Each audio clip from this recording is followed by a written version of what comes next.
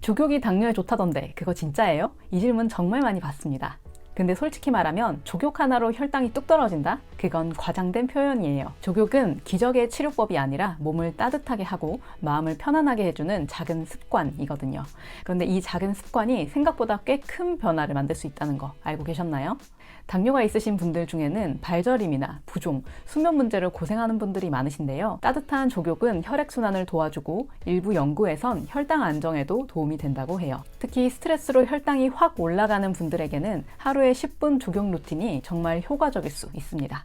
하지만 아무렇게나 하면 오히려 위험할 수 있는데요. 그래서 당뇨 환자를 위한 안전한 족욕법 5가지 알려드릴 테니까요. 지금부터 꼭 기억해두세요. 첫 번째, 물 온도는 37도에서 38도. 절대로 뜨거운 물은 사용하지 마세요. 감각이 둔해져서 화상을 입어도 모를 수 있거든요.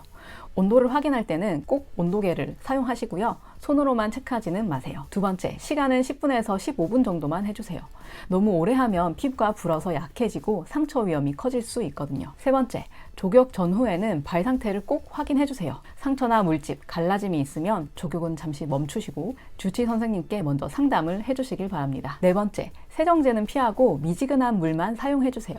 비누나 입욕제는 피부를 건조하게 만들어서 트러블을 유발할 수 있습니다. 다섯 번째, 끝나고는 발을 꼭 꼼꼼하게 말려주세요.